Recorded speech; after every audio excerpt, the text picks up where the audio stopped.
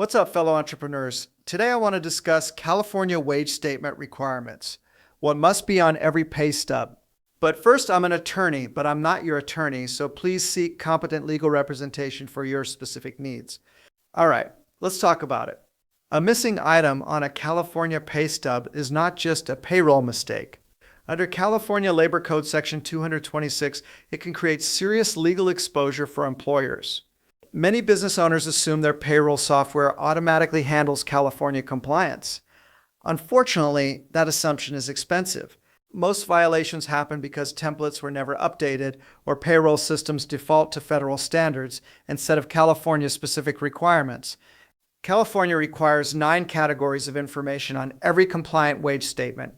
1. Gross wages earned. 2. Total hours worked for non-exempt employees. 3. Piece rate information if applicable. 4. All deductions itemized. 5. Net wages earned. 6. Inclusive pay period dates. 7. Employee name and last 4 digits of SSN or employee ID. 8. The legal employer name and address. 9.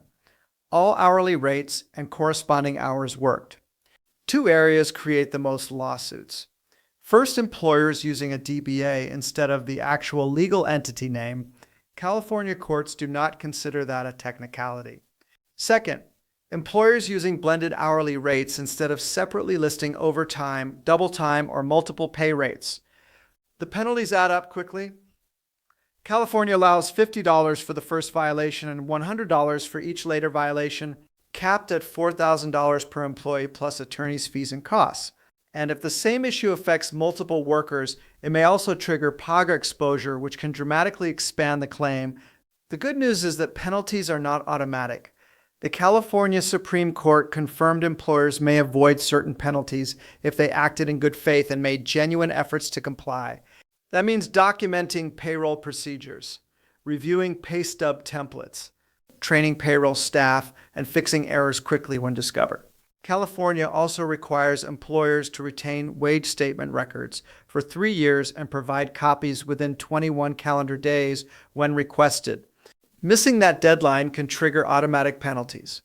Electronic pay stubs are allowed, but employees must be able to access and print them at no cost. Most wage statement claims are discovered during other employment lawsuits, and a small payroll mistake can suddenly become a much larger case. A simple audit today is far cheaper than defending a class action later. Until next time, be productive.